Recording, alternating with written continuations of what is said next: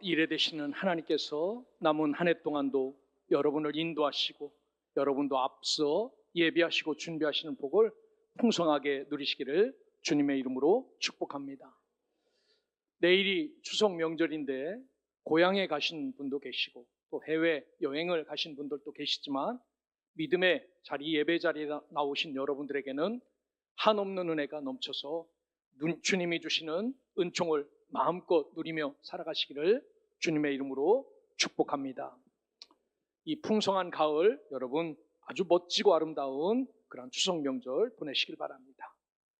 우리가 지난주 로마 군인이 기대감과 사모함을 갖고 예수 앞에 나왔을 때 문제도 해결받을 뿐만 아니라 그의 가진 믿음까지도 칭찬받았던 말씀을 들었습니다. 우리에게도 주 앞에 예배자로 설 때마다 하나님을 향한 기대, 이분을 향한 사모함이 줄어들지 않기를 주님의 이름으로 축복합니다. 우리가 날마다 가지고 사는 것들이 있습니다. 여러분 손을 떠나면 안 되는 전자기기들, 휴대폰이라든지 또한 컴퓨터라든지 이런 것들을 사용하지요. 이런 것을 사용하다 보면요, 업그레이드를 하라고 계속 문자가 떠요. 업그레이드, 뭔가 올리는 거죠. 등급을 올리고 뭔가 수준을 올리는 겁니다. 스마트폰도 자꾸 업그레이드를 시키라고 합니다. 그냥 이 전화기 하나 사서 쓰면 되지 왜 자꾸 업그레이드를 시키라고 하는가? 상술인가? 여러분, 번거롭게 이렇게 요구하는 이유는 호시탐탐 이 전자기기를 노리는 바이러스들이 있습니다. 그래서 이 바이러스에 감염이 되면은 내 정보를 몽땅 다 빼앗아 가고 심지어 내가 쓰는 그러한 기기들도 쓸 수 없도록 마비시키는 것들이 바이러스입니다. 이런 것에 감염되지 않기 위해서는 회사가 자꾸 기기를 이렇게 업그레이드 시켜주는 것, 등급을 올려서 그런 바이러스에 감염되지 않도록 하는 것을 계속 잘 해나가야 됩니다. 여러분, 우리의 신앙도 마찬가지입니다. 여러분 언제 신앙의 업그레이드를 하셨나요? 아니면 수십 년 전에 하나님 한 번 만난 것 그거 갖고 사십니까? 아니면 날마다 내 신앙을 업그레이드해서 어떤 시험, 어떤 어려움, 어떤 고난이 나에게 찾아와도 그것을 능히 이길 수 있는 힘을 내가 가지고 삽니까? 특별히 오늘 우리를 신앙을 업그레이드 시키지 않으면 호시탐탐 노리는 사단의 공격에 무너지고 쓰러지는 패배자로 살 수 있다는 사실을 기억하고 이 예배를 통하여, 이 말씀을 통하여 여러분의 신앙이 온전히 업그레이드 되는 복된 시간이 되기를 주의 이름으로 축원합니다. 우리가 살아가는 시대는요, 불확실성으로 가득 찬 시대예요. 요즘 말 한마디가 참 너무나도 좀 그런 시대에 살고 있습니다. 어떤 게 진실인지 어떤 게 가짜인지 구분하지 못하는 시대에 살아가죠. 이런 때 우리가 예상하지도 못하는 거대한 파도 같은 문제를 만나죠. 내가 원해서도 아닙니다. 내가 요구해서도 아닙니다. 그런 것들이 우리에게 찾아옵니다. 예측할 수 없는 위기가 내게 찾아와요. 여러분, 이럴 때 신앙의 업그레이드를 시켜서 사는 사람은 내가 어디를 바라봐야 되는지, 누구를 붙잡아야 되는지 분명히 깨닫지만 신앙의 업그레이드를 시키지 않은 사람은 내가 누구를 바라봐야 될까, 무엇을 붙잡아야 될까 고민하며 살아가지. 오늘 성경에 등장하는 유대의 네 번째 왕이었던 여호사밧 왕과 유다 백성의 이야기는 우리에게 분명한 지혜를 말해줍니다.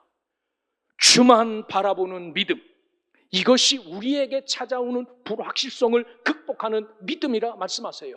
우리에게 찾아오는 위기, 우리에게 찾아오는 고난, 시련을 이길 수 있는 게 주만 바라보는 믿음, 이 믿음이다라고 말합니다. 여러분, 오늘 우리의 신앙이 이러한 믿음의 선진들과 같이 이 주만 바라보는 이 신앙으로 잘 업그레이드 되어 어떤 상황 속에서도 이기는 자로 살아갈 수 있기를 주님의 이름으로 축원합니다. 오늘 본문에 등장하는 여호사밧 왕은 아버지도 왕이었어요. 이 남쪽 유다 세 번째 왕이었습니다. 이 아버지 아사 왕을 이어받아 네 번째로 유다를 이끌고 있어요. 아버지 왕은 정말 하나님 앞에 성결하게 살려고 애썼던 사람입니다. 이처럼 여호사밧 왕도 아버지 아사 왕처럼 말씀대로 섬기고 우상을 섬기는 신당들과 산당을 다 제거하였고, 지도자들과 레위인들과 제사장들을 파견하여 하나님의 말씀과 율법을 잘 가르쳐서 종교개혁을 단행합니다. 이 일은 하나님이 기뻐하지 않는 것, 이 일은 하나님이 기뻐하시는 것, 꼭 해야 되는 것을 잘 가르쳐줘요. 또한 사법제도를 개편함으로 국가의 법질서를 바로잡았습니다. 어떤 게 진리고 어떤 게 비진리인지를. 뿐만 아니라 영적 각성운동과 함께 교육정책을 수립하여서 백성들의 신앙적인 수준도 업그레이드 시켰어요. 뿐만 아니라 유대 군대를 정예화시켜 국방력도 튼튼하게 개혁을 했습니다. 그런데 여호사밧 왕이 한결같이 이런 신앙을 유지한 것은 아니에요. 이는 하나님보다 세상을 더 의지하려고 했던 인간적인 마음도 이 속에 있었습니다. 그 마음은 이 여호사밧 왕의 가장 수치스러운 일, 뭐냐면 북이스라엘과 손을 잡는 일이었어요. 이 북이스라엘과 손을 잡으면은 남쪽 유다가 더 부강해질 줄 알고 북이스라엘과 손을 잡습니다. 이때 예후라는 선지자가 나타나요. 여러분, 오늘 우리가 읽진 않았지만 앞장 한번 넘겨서 19장 3절에 보면은 이렇게 말합니다. 19장 3절, 그러나 왕에게 선한 일도 있으니 이는 왕이 아살의 목상들을 이 땅에서 없애고 마음을 기울여 하나님을 찾음이다 하였더라 라고 이렇게 말합니다. 그러면서 위에 절에 보면 선견자 2절에 보면 하나님의 아들 선견자 예후가 나가서 여호사밧 왕을 맞아 이르되 왕이 악한 자를 돕고 여호와를 미워하는 자들을 사랑하는 것이 옳으니까 그러므로 여호와께로부터 진노하심이 왕에게 임하리이다 라고 말합니다. 예후라는 선지자가 마음이 변질된 여호사밧 왕을 찾아가서 왕이여, 지금까지 아버지처럼 신앙생활하는 거 박수칠 일이고 박수받을 일입니다. 그런데 하나님이 그렇게 싫어하는 저 나쁜 놈들과 손을 잡고 그들을 섬기고 그들을 도와준 것, 그들과 짝짝꿍하는 것이 옳은 일입니까? 라고 해요. 이런 충격적인 말을 듣습니다. 그래도 여호사밧 왕은 이 남쪽 유다 왕이었던 여호사밧 왕은 북쪽 7대 왕이었던 아합과 결탁을 해요. 아합이 와서 나하고 힘을 합쳐서 한번 땅 따먹기를 많이 해보자 라고 하니까 그럴듯해서 힘도 있고 능력도 있으니까 그 아합 왕과 함께 손을 잡고 전쟁에 길라 라못 전투에 나갑니다. 그래도 믿업지 못해서 이 미가야 선지자를 불러서 하나님의 말씀을 들어요. 다른 가짜 선지자들은 박수를 치면서 올라가면 승리한다고 합니다. 하나님이 당신을 도와준다고 합니다 라고 말하지만 미가야 선지자는 그렇게 말하지 않습니다. 당신이 그 전쟁에 나가면 당신과 손을 잡고 싸우던 아합이 죽을 것이다, 이스라엘은 흩어질 것이다 라고 하나님의 무시무시한 말씀을 듣고 실제로 아합이 그 전투에 나가서 죽습니다. 여호사밧 왕은 아합과 손잡았을 때 일어난 쓰라린 경험을 통하여 하나님이 정하신 울타리를 넘어가는 것은 절대로 해서는 안 되는구나 라는 것을 배우게 돼요. 그리고 신앙을 업그레이드 시키죠. 하나님이 싫어하는 일에 손을 대거나 그것을 뛰어넘어가면 절대로 안 된다라는 사실을 알고 살지요. 여러분, 오늘 우리도 마찬가지입니다. 믿음의 길을 걸어가면서 하나님의 뜻을 벗어난 것은 우리가 보기에는 먹음직도 하고 보암직도 하지만 그것은 영광이나 보배가 아니라 징벌이라는 사실을 기억하고 우리의 신앙을 잘 업그레이드 시켜야 이런 것이 보인다라는 사실을 기억하고 하나님의 은혜 아래 살아갈 수 있기를 주의 이름으로 축원합니다. 그래서 1절 말씀은, 오늘 본문의 말씀은 이렇게 해요. 그 후에 아합의 시험도 있었고 믿음의 결단도 있었던 그 후에, 여기 보면 모압 자손, 암몬 자손, 마온 사람이 함께 와서 여호사밧을 치기로 한지라라고 말합니다. 어쩌면 여호사밧이 마음을 정결하게 잡고 이제는 여호와 하나님의 말씀만을 따르리라라고 결심한 때에 이 큰 시험이 찾아왔다는 겁니다. 여기에 보면 함께 와서라고 말합니다. 연합해서 왔다는 겁니다. 야하드, 함께 그들끼리 마음도 묶고 줄로 묶어서 아주 단단한 무리처럼 유다를 쳐들어왔다라는 겁니다. 2절은 좀 더 구체적으로 여호사밧에게 전하여 이르되 큰 무리가 바다 저쪽 아람에서 왕을 치러 온다고 말씀합니다. 큰 무리가, 어마무시한 무리가 유다를 부서뜨리기 위해서 쳐들어온다라고 말합니다. 이 연합군의 위협은 쓰나미처럼 덮여오는 두려움이었고, 작은 나라 유다로서는 이 원치 않는, 한 번도 계획하지 못한 위협 앞에 이제는 우리가 끝났구나라고 고백할 수밖에 없었어요. 그래서 3절에 보면 여호사밧이 두려워하여 여호와께로 낯을 향하여라고 말합니다. 예전 같으면 이런 위기에 여호사밧이 어떻게 했을까요? 북쪽 가서도 사람 보내서 도와달라고 하고, 저 애굽 가서도 사람 보내서 도와달라고 하고 했을 텐데, 여호사밧의 신앙이 업그레이드가 되어서 사람 의지하지 않고 질 것 같은 것 뻔히 알지만 두려워하여 여호와께로 낯을 향하였다라고 말합니다.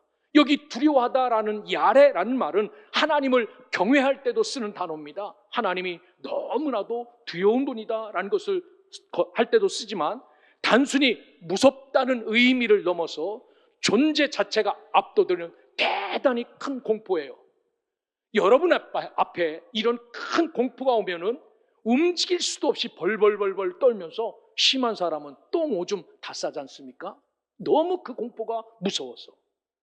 여호사밧이 이런 것을 경험합니다. 그러나 우리 성도들은 문제는 두려움 자체가 아닙니다. 두려움은 누구에게든지 찾아와요. 원치 않는 사람에게도 찾아옵니다. 그런데 이 찾아온 두려움을 갖고 어디로 가져가느냐, 이것에 관건이에요. 여호사밧은 자기가 감당할 수 없는 두려움에 맞닥뜨렸을 때 그 두려움을 하나님 앞으로 가져가 하나님 앞에 엎드려 구합니다. 그래서 3절에 보면 온 유다 백성에게 금식하라 공포합니다. 우선 우리가 밥을 끊고 하나님 앞에 엎드리자. 그래서 여호사밧 왕은 금식하여 기도하기를 결단했고, 4절에 보니까 유다 사람들은 여호와께 도우심을 구하려 하여 모든 성읍에 모여서 여호와께 간구하더라라고 말합니다. 그렇습니다. 우리가 감당할 수 없는 문제 앞에, 어려움 앞에 이 문제, 어려움을 누구에게로 가져가야 될까? 여러분, 신앙에 충만한 사람, 하나님의 은혜를 경험한 사람은 이 문제를 갖고 어디로 갈지 알지요. 여호사밧 왕은 하나님 앞으로 이 문제를 들고 나갑니다. 그도 연약한 인간이죠. 한나라 왕이지만. 여러분, 제일 먼저 죽을 사람이 누구겠습니까? 물론 전쟁 나가는 군인이지만 나라가 패하면 제일 먼저 죽는 사람은요, 대통령입니다. 여기도 왕이 제일 먼저 죽겠지요. 그러나 그는 두려움에 머물지 않고 하나님께로 시선을 돌립니다. 오늘 우리도 마찬가지입니다. 살면서 정말 이 위기 시대에 내가 원하는 일은 아니지만 나에게 찾아오는 어려움, 고난, 위기를 만나면 그 찾아온 위기와 어려움을 털어버릴 수 없어요. 먼지가 아닙니다. 두려움을 피할 수 없죠. 그러나 믿음의 사람은 그 두려움을 하나님께로 옮겨놓을 줄 아는 사람이 믿음의 사람이고 하나님의 자녀다라는 사실을 기억하고, 오늘 저와 여러분은 주를 바라보는 믿음, 이것이 우리 신앙의 시작이라는 사실을 잊지 않고 살아가시기를 주의 이름으로 축복합니다. 이것이, 이 믿음의 모습이 업그레이드된 신앙의 모습이에요. 10년 전, 20년 전 내가 처음 예수 믿을 때 만났던 그 신앙을 갖고는 이런 신앙을 유지할 수 없어요. 오늘 상황에 맞게 하나님, 나의 신앙을 업그레이드해서 어떤 대적과도 치지 않고 이길 수 있는 힘을 공급해달라고 기도하셔야 됩니다. 이게 없으면 우리는 사람 의지하고 세상 의지합니다. 그러기에 어떤 상황에서도 하나님 앞에 하나님을 바라보는 삶으로 시작할 수 있는 믿음의 자녀들 되시기를 주의 이름으로 축원합니다. 두 번째로 보면 오늘 성경에서 우리가 배워야 될 말씀은 주만 바라보는 믿음은 하나님의 언약을 붙잡고 기도하는 사람입니다. 여호사밧 왕은 백성들과 함께 밥을 끊고 여호와의 전 새 앞들에 모여 기도합니다. 그런데 그의 기도의 중심에는 하나님 살려주세요, 살려주세요, 살려주세요, 구원해주세요, 구원해주세요, 구원해주세요, 이런 기도가 아니었어요. 어떤 기도였냐면 하나님의 언약을 앞에 놓고 하나님 앞에 따지듯이 기도하는 기도였어요. 6절에 보면 여호사밧 왕은 이렇게 고백합니다. 우리 조상들의 하나님 여호와여, 주는 하늘에서 하나님이 아니시니까 이방 사람들의 모든 나라를 다스리지 아니하시나이까? 주의 손에 권세와 능력이 있사오니 능히 주와 맞설 사람이 없나이다 라고 세상의 참 주관자가, 참 통치자가 하나님이시지 않습니까? 그런데 우리를 이렇게 버리십니까? 라고 하나님께 말씀을 놓고 아뢰는 겁니다. 그렇습니다. 오늘 우리도 주만 바라보는 믿음의 사람이라면은 여러분 살면서 하나님이 언약해 주신 말씀이 있지 않습니까? 여러분과 함께 하겠다고, 동행하겠다고, 붙잡겠다고, 고치겠다고, 회복시켜 주겠다고 약속했던 그 말씀을 앞에 꺼내놓고 이 여호사밧 왕처럼 기도해야죠. 여기서 보면요, 다스리시다라는 마샬이라는 말입니다. 단순한 통치가 아닙니다. 절대적 주권을 가지심을 의미하죠. 그래서 영어의 마샬은 순사들, 경찰들을 마샬이라고 말하잖아요. 무시무지한 권력을 갖고 있어요. 하나님은 온 세상을 주관하는 왕이심을 선포하는 것입니다. 그리고 한 발 더 나가 9절에 보면 솔로몬 성전 봉헌 때 기도를 붙들고 하나님 앞에 기도해요. 9절에 보면은 하나님 택한 백성들에게 만일 재앙이나 난리나 견책이나 전염병이나 기근이 우리에게 임하면 주의 이름이 성전에 있으니 우리가 이 성전 앞과 주 앞에 서서 이 환난 가운데서 주께 부르짖은즉 들으시고 구원하시리라 하였나이다 라고 하나님의 언약을 꺼내놓고 간구합니다. 이 성전을 봉헌하여 예배드릴 때 하나님이 앞에 우리에게 오는 재야, 우리에게 오는 전염병, 우리에게 오는 기근, 어려운 모든 것 이 성전에 와서 꺼내놓고 기도하면은 해결해 주신다고 하시지 않았습니까? 그런데 지금은 왜 안 하십니까? 라고 하나님의 언약을 꺼내놓고 하나님과 맞짱 뜨는 여호사밧 왕이에요. 그래서 여기 부르짖다라는 말은 자크입니다. 단순한 외침이 아니라 고통 속에서 하나님만을 의지하는 간절한 부르짖음이지요. 여호사밧 왕의 기도는 자기 생각이나 자기 전략이 아니라 오직 하나님의 언약, 약속을 붙드는 기도였습니다. 여러분, 오늘 우리에게도 문제가 다가오고 어려움이 다가오고 고난이 다가올 때 우리의 기도의 힘은 아주 말만 유창한 기도가 아니라 뜨거운 정성이 아니라 오직 하나님이 주신 언약, 여러분과 약속한 언약, 나에게 주신 레마의 말씀, 이 말씀을 붙잡고 주님, 이 말씀 이루신다고 하시지 않았습니까? 주님, 이 말씀 저에게 주시며 위로하신 말씀 아닙니까? 라고 말하면서 주님이 함께 하시기를, 그분의 은혜가 임하기를 간절히 기도할 때 우리의 거룩하신 주께서 약속을 붙잡고 기도하는 자들의 그 언약을 잊지 않고 도우신다라는 사실을 기억하고 어려움과 고난 앞에 하나님이 나에게 주신 말씀 붙잡고 승부를 걸 수 있는 믿음의 자녀들 되시기를 주의 이름으로 축원합니다. 나에게는 주신 말씀이 없는데요, 그렇게 사시니까 없지요. 정말 기대감을 갖고 성경을 들춰서 펼 때도 오늘은 어떤 말씀이 내 심장 가운데 꼽힐까라고 보면은 여러분의 마음을 만드는, 붙잡는 말씀이 있지요. 여러분, 이 말씀 붙잡고 승부하며 살아가시기를 주님의 이름으로 축복합니다. 오늘 세 번째로 보면 주님을 바라보는 믿음의 사람은 사람을 의지하지 않고 오직 주님께 솔직한 기도를 드리는 사람입니다. 10절, 11절을 보시길 바랍니다. 거기에 보면 여호사밧 왕은 옛적 역사를 그대로 아뢰는데 이스라엘이 출애굽하여 가나안으로 가던 도중 오늘 여기 쳐들어온 사람들과 싸우려고 합니다. 이스라엘이. 그런데 하나님께서 뭐라고 말씀하시냐면 야야야야야 그들 땅을 침노한 것을 하지 말아라 라고 해서 그 땅, 여기 오늘 몰려온 이 족속들과 싸움하는 것을 멈춰요. 그런데 이제는 거꾸로 된 겁니다. 그들이 이제는 우리의 기업에서 우리를 쫓아내려고 하고자 침략해 왔으니 하나님 책임지십시오라고 항의하는 겁니다.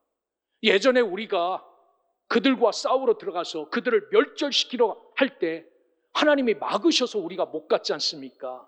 그런데 이제는 그들이 왕성해져서 오히려 우리를 쫓아내려고 왔는데 하나님 당신이 책임지셔야 되는 것 아닙니까? 라고 묻는 거예요. 그러면서 오리발 내밉니다. 12절 보십시오. 우리를 치러 오는 이 큰 무리를 우리가 대적할 능력이 없고 어떻게 할 줄도 알지 못하고 오직 주만 바라보나이다 라고 아주 솔직한 기도를 드려요. 나는 아무것도 못합니다. 알아서 하세요. 어쩌면 무의미한 기도 같지만 어쩌면 가장 놀라운 기도 고백을 하나님 앞에 드립니다. 여기서 오직이라는 말은 둘이 아니라 하나라는 의미입니다. 어떤 신이 아니라 당신만 바라본다. 이 눈으로 바라보는 것이 아니라 당신에게만 나의 시선이 고정되어 있습니다 라는 그러한 말씀입니다. 여러분, 여호사밧 왕은 위기 앞에 자기가 감당할 수 없는 것 앞에 오직 하나님 한 분 외에는 나의 시선이 머물지 않습니다. 오직 당신에게만 집중하고 있습니다 라고 말합니다. 인간은 누구나 해결할 수 없는 문제 앞에 두려움을 갖지요. 그러나 중요한 것은 두려움을 맞서는 우리의 자세입니다. 대부분 두려움은 현실 평가에서 오는 거예요.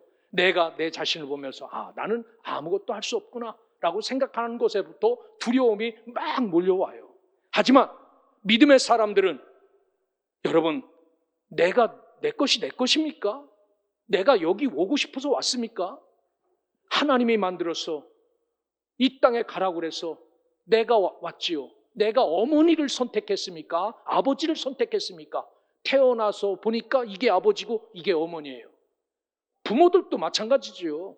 여러분 뱃속에 넣어놓고 만들고 싶은 키, 몸무게, 얼굴 뭡니까?